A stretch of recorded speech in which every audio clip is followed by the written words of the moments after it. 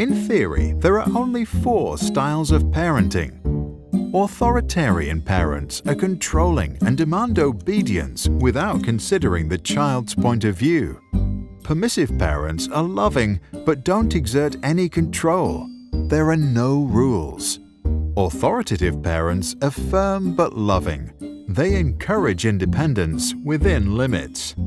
Neglecting parents are uninvolved and often uninterested in their own child. Recently, a 5th style was proposed, but we will come back to that later. The styles range from controlling and demanding to complete freedom, and from cold and unresponsive to loving and receptive. Each authoritative, permissive, authoritarian, and neglectful parents have their place. To understand what it means to grow up with parents from each end of the spectrum, we can imagine the lives of 4 children. Sarah's parents are authoritarian. They love their girl, but they believe that strict rules are important to make Sarah become well-behaved and fit into society. If Sarah cries, she's told to stop. If she talks back, she is sent to the corner for time out.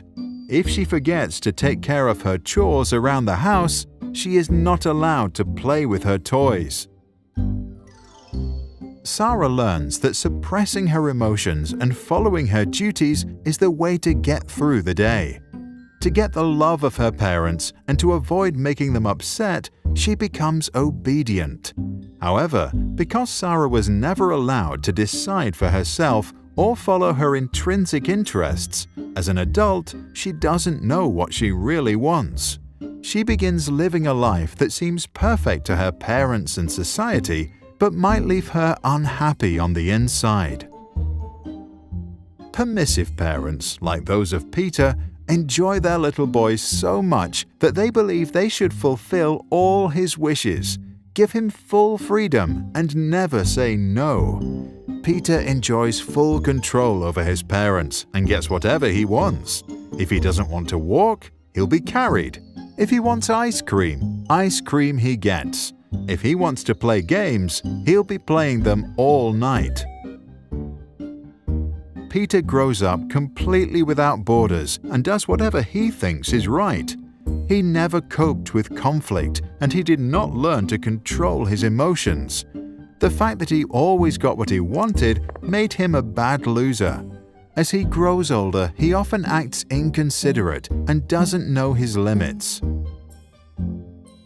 Arthur's authoritative parents respect their child's needs, but believe that kids need freedom within certain limits. Arthur can freely play, but when he's done, he needs to help tidy up. He is allowed to eat ice cream, but only on Sundays. Screen time is limited to 30 minutes a day. There may be conflict, but the parents listen to what Arthur has to say and then lay down the rules. Arthur learns that some things are difficult, but his parents give him all the support he needs to get through it. He develops the strength to endure hardships and to continue following his interests and passions. In class, he bravely expresses his own opinions in an appropriate manner. During breaks, he can show his emotions and act freely. As an adult, he agrees to rules only after they have been discussed and he feels like he understands them. Neglectful parents are usually not present in their children's life. Nora often feels completely alone in the world. She experiences full freedom to do anything she wants to and has plenty of imagination, but she never receives any feedback or even attention. Nora realizes that it doesn't matter what she does because no one cares anyway. The lack of attention leads to a lack of trust in herself and others. She becomes insecurely attached, unable to form healthy relationships, and develops a negative image of herself. To stop feeling unworthy of love, she tries not to feel anything at all. In recent years, over-involved parents who are present in every aspect of their child's life are often referred to as the 5th style.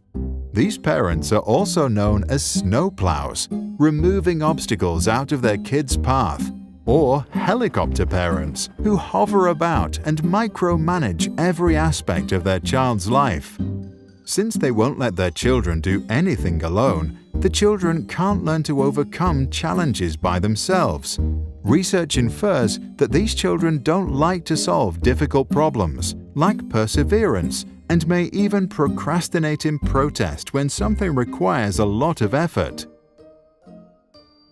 Since most research on parenting is based on self-reports and was done in the US and Europe, it is not clear how strongly the observed effects will hold up in controlled observational experiments or in other parts of the world. The 4 parenting styles were first introduced by psychologist Diana Baumrind. For good parenting, she advised balance of demandingness and responsiveness.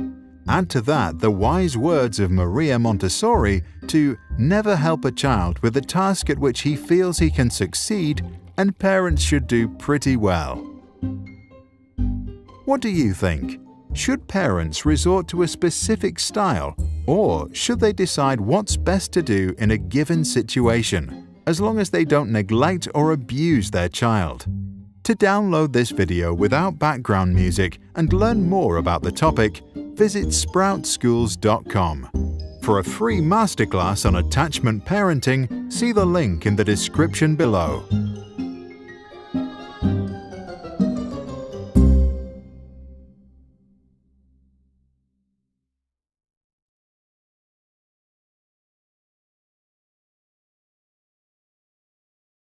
Sprouts videos are published under the Creative Commons license.